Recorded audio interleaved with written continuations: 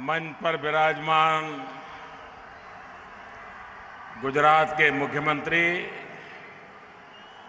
श्रीमान विजय रूपाणी जी,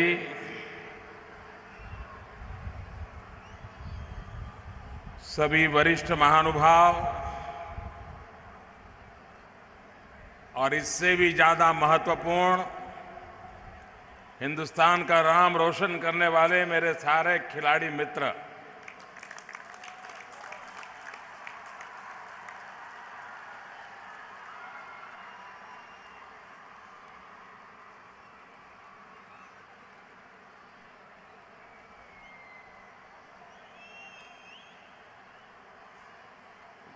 जो लोग इस इलाके से परिचित है,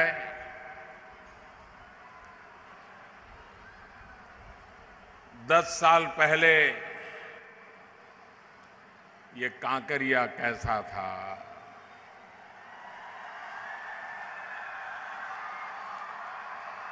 ये डेयरी का टूटा फूटा जर्जरित एक इमारत और ज्यादातर कुत्ते आकर के घुस जाते थे, ऐसी वीरान बंजर अवस्था में पड़ा था। अगर सपने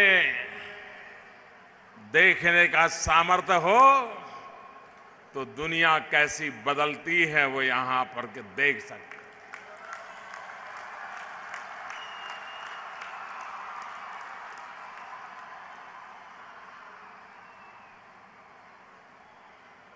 खेल जगत के जितने भी लोग आज यहां आए हैं,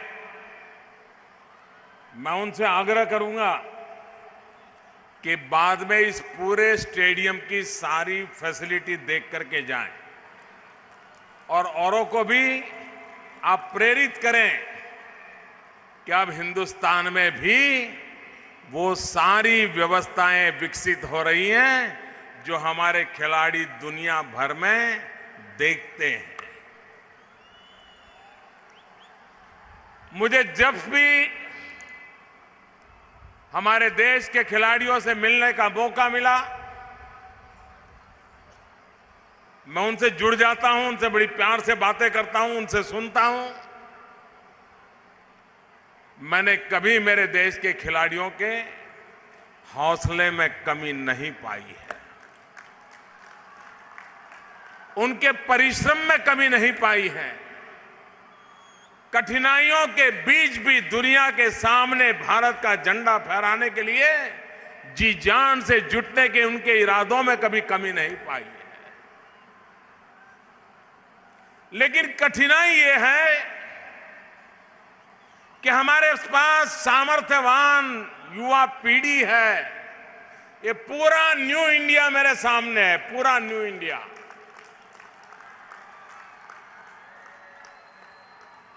लेकिन हमारी सोच, आप हैरान होंगे, मैं इन खिलाड़ियों से तो मैंने पूछा नहीं है, लेकिन इनको तो अनुभव आया होगा। अगर विमान में जा रहे हैं, ट्रेन में जा रहे हैं, तो लोग उनको पूछते होंगे, परिचय हुआ, क्या करते हो?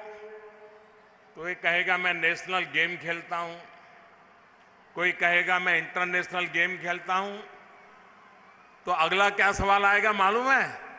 अगला सवाल इनको पूछते हैं, भाई तुम खेलते हो, नेशनल खेलते हो, इंटरनेशनल खेलते हो, करते क्या हो? यानी खेलना ये भी देश की बड़ी सेवा है, जीवन में कैरियर का रास्ता है। ये हमारे देश में किसी के गले नहीं उतरता है। इन सबको अनुभव होगा। वो कहेगा मैं नेशनल खेलता हूं, तो पूछते अच्छा खेलते हो, लेकिन और क्या करते हो? सीमा पर जो जवान खड़ा रहता है और कोई उनको पूछे तुम क्या कर रहे हो, तो कहेगा मैं सीमा पर जवान के तरह खड़ा रहता हूं। और फिर कोई उसे पूछे लेकिन आप काम क्या करते हो, तो उससे बड़ा दुर्दैव क्या होगा? मेरे खिलाड़ियों के साथ भी समाज के अंदर यही होता रहता है।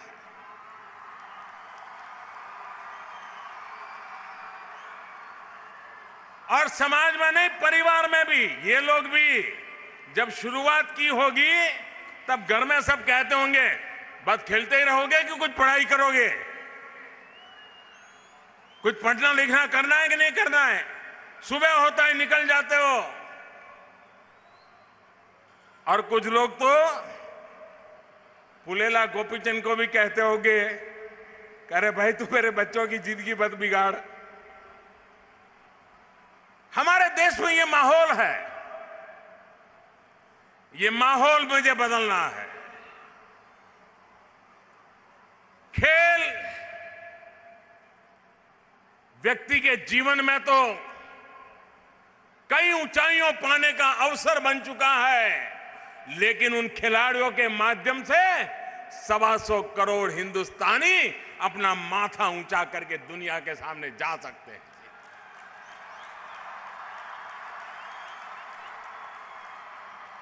दुनिया के किसी भी देश में वहां के किसी खिलाड़ी का नाम अगर मैं भाषण में देता हूं, 5-5 मिनट तक तालियां बजती रहती हैं अगर उस देश के किसी खिलाड़ी का नाम अगर मैं उस देश में बोलता हूं। अभी मैं पोर्चुगल में था 2 दिन पहले, वहां के फुटबॉल के प्लेयर को मैंने याद किया, सारा माहौल बदल गया, तालियों से माहौल गूंजने लग गया। खिलाड़ियों के प्रति ये सम्मान, ये आदर, ये हमारे देश की परंपरा होनी चाहिए, हमारे परिवार की परंपरा होनी चाहिए, हमारे देश की ये सामाजिक विरासत के रूप में पनपना चाहिए। व्यवस्थाएं भी विकसित होनी चाहिए। आज मुझे खेल महाकुंभ उस कार्यक्रम के लॉन्चिंग के ऐप का लोकार्पण करने का अवसर मिला। जरूरी नहीं है कि हर कोई नेशनल इंटरनेशनल खिलाड़ी बने, लेकिन खेलने से जिंदगी की कुछ मजा और होती है दोस्तों। खेल जीना सिखाता है। खिलाड़ी के जिंदगी से एक बात हम बहुत आसानी से सीख सकते हैं। कभी कभी लोग कहते हैं, हम राजनेताओं को ज्यादा कहते हैं कि विजय पचाना सीखना चाहिए, लेकिन मैंने देखा है खिलाड़ियों ने पराजय को कैसे जी सकते हैं, ये खिलाड़ी के अंदर ताकत होती है और वही उसको विजय का रास्ता तय करके देती है। ये सामर्थ्य खेल जगत में से आता है, खेल के मैदान से आता है। हर पल जय पराजय का खेल रहता है और जिंदगी में जय पराजय को ही खेल बना करके जी लेना, ये भी तो जीवन का बड़ा सौभाग्य होता है जो इन खिलाड़ियों के सौभाग्य में होता है। हमें व्यवस्थाएं भी विकसित करनी है। खेल महाकुंभ पिछली बार 30 लाख लोग गुजरात में खेल के मैदान में उतरे। ये जरूरी नहीं है कि सब चैंपियन होंगे। अगर खेल चलता है तो बगल में जाके तालियां बजाने से भी खिलाड़ी की ताकत बढ़ती है दोस्तों, उसको हिम्मत मिलती है, उसका हौसला बुलंद हो जाता है। खेल एक स्वाभाविक कल्चर बनना चाहिए और इसलिए खेल महाकुंभ जब शुरू किया, आज इतने कम समय के अंदर गुजरात, वरना गुजरात के लोग खेल और गुजरात ये किसी के दिमाग में फिट ही नहीं होता है। गुजराती यानी स्कूल कॉलेज में पढ़ने जाए तो जेब में 2 पेन लेके जाता है और शाम को आते आते 1 पेन बेच करके आता है। उसकी रगों में व्यापार होता है। वो कोई भी नई चीज ले जाएगा, अपने दोस्तों को दिखाएगा और बेच करके आएगा। उस गुजरात के अंदर इतनी खेल प्रतिभाएं हैं, राष्ट्रीय अंतर्राष्ट्रीय खेलों में वो अपना कर्तव्य दिखा पा रही है, इससे बड़ा आनंद क्या हो सकता है। 25 साल में गुजरात को 10 गोल्ड मेडल मिले, 25 साल में 10। और ये खेल महाकुंभ का परिणाम है कि एक साल में गुजरात 10 गोल्ड मेडल लेकर के आ गया। और अब हर शहर को, हर जिले को खेल कूद के लिए आवश्यक मैदान तैयार करना, कोचिज लाना, अच्छे अपने स्टूडेंट तैयार करना, स्कूल में कल्चर बनाना, ये धीरे धीरे उसमें से परकोलेट होने वाला है। और जैसे गुजरात में हमने खेल महाकुंभ किया, अब पूरे देश में खेले इंडिया का हम अभियान चलाने वाले हैं। करोड़ों करोड़ों लोग खेले, और खेल ही है जो जिंदगी को खिलने के लिए अवसर देता है। और इसलिए आज जब मैं स्टेडियम को मैंने देखा, क्योंकि मैं प्रारंभ से इससे जुड़ा रहा इसलिए हर पल का पता था, लेकिन देखने के बाद मुझे लगा कि, और मैं उदित को कहूंगा कि पूरे दिन में आधा घंटा 1 घंटा स्कूल कॉलेज के युवकों को स्टेडियम का टूर कराने का कार्यक्रम बनाना चाहिए। गुजरात सरकार ने भी स्टूडेंट्स को इस स्टेडियम देखने के लिए लाना चाहिए। जब वो देखेंगे तो पता चलेंगे कि ये कितना बड़ा विज्ञान है, खेल के पीछे कितनी बड़ी ताकत लगती है, आधुनिक टेक्नोलॉजी खेल में कितना बड़ा रोल प्ले कर रही है, खेल जगत के लोगों के लिए खान पान पर कितने प्रतिबंध होते हैं, कितनी मर्यादाएं होती हैं। मुझे याद है हमारा पार्थिव, हमारे मित्र का बेटा है तो बचपन से हम उसको अच्छी तरह जानते हैं। उसके चाचा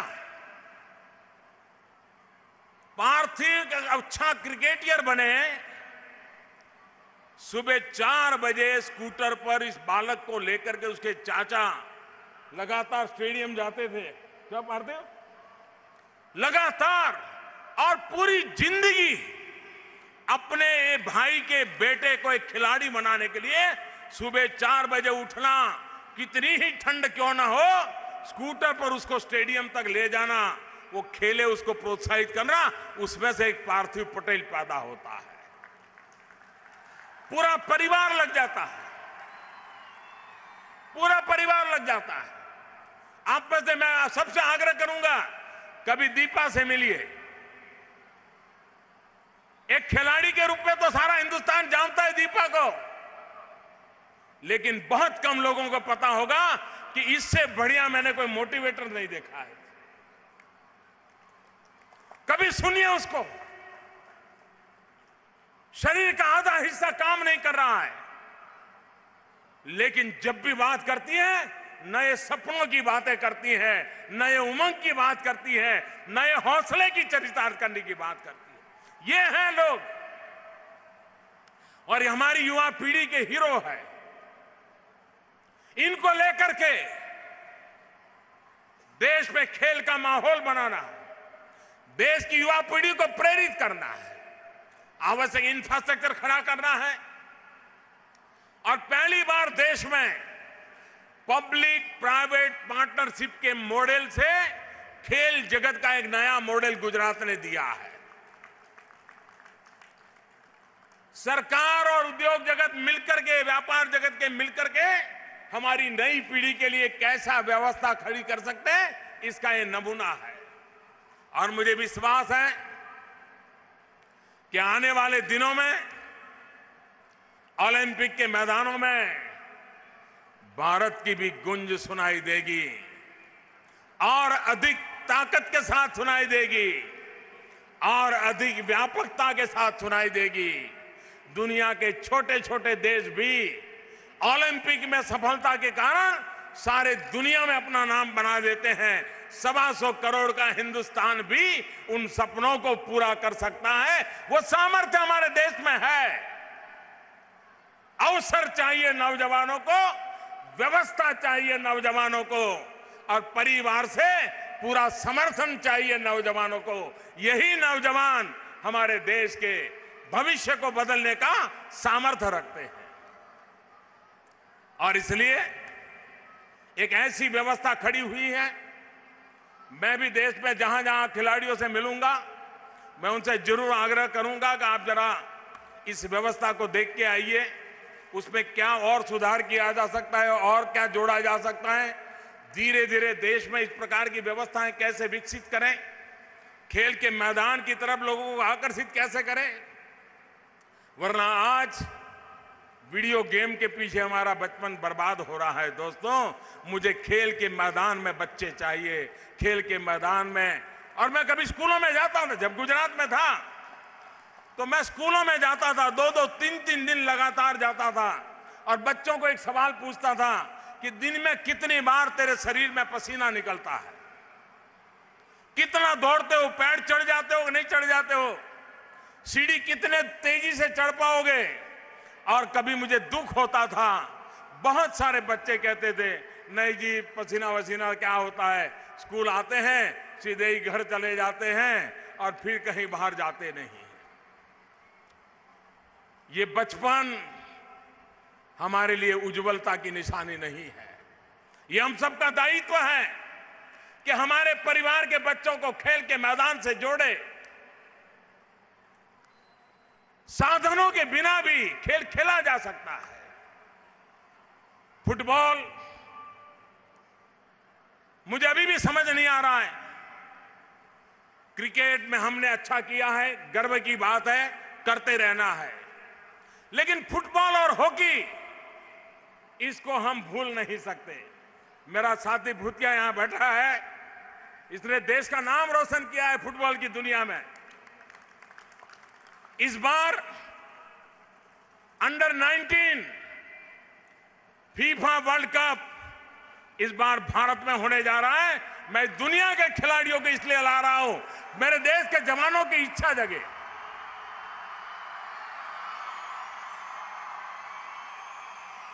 दुनिया भर के खिलाड़ी यहां आए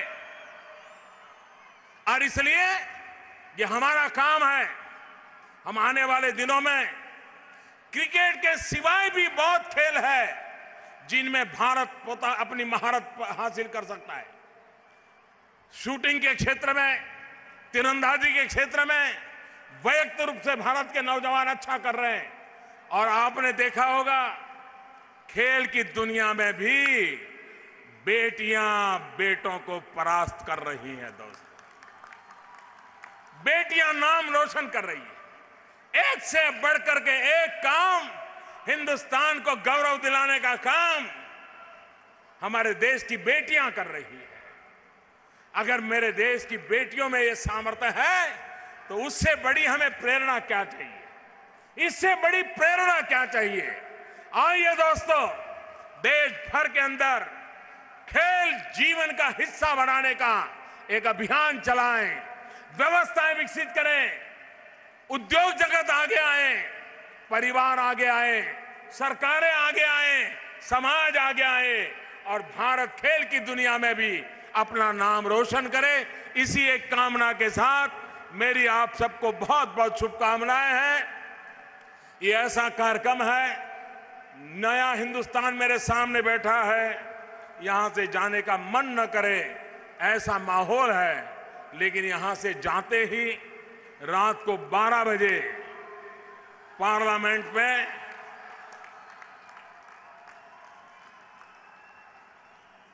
भारत के भाग्य के एक नई दिशा के द्वार वहां खुलने वाले हैं। तो मुझे यहां सीधा पार्लियामेंट पहुंचना है।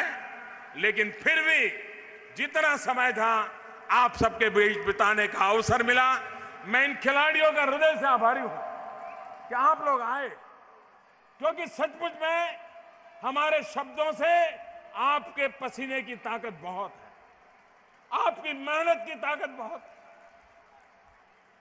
आइए आगे आइए दोस्तों।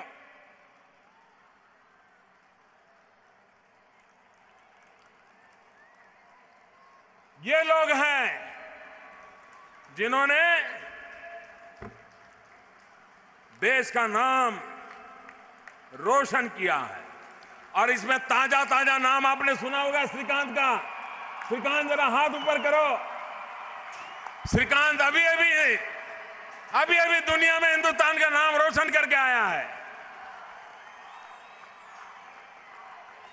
भाइयों बहनों, ये है हमारे देश की अमानत।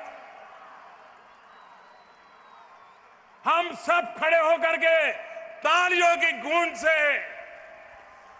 इनका सम्मान करें।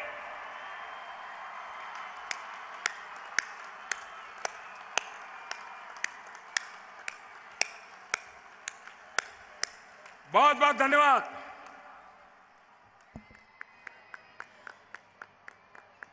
माननीय प्रधानमंत्री जी का बहुत बहुत धन्यवाद आपके मार्गदर्शक व प्रेरणादायी संबोधन के लिए।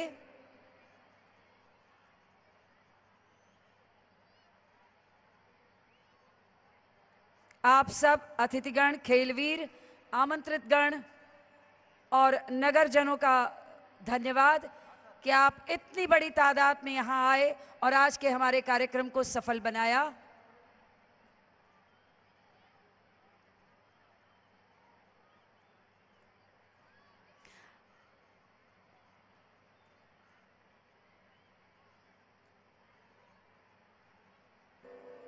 आइए जोरदार तालियों के साथ माननीय प्रधानमंत्री जी इस मंच और खेल वीरों का फिर एक बार अभिवादन करें। इसी के साथ आज का ये कार्यक्रम यहां समाप्त करते हैं।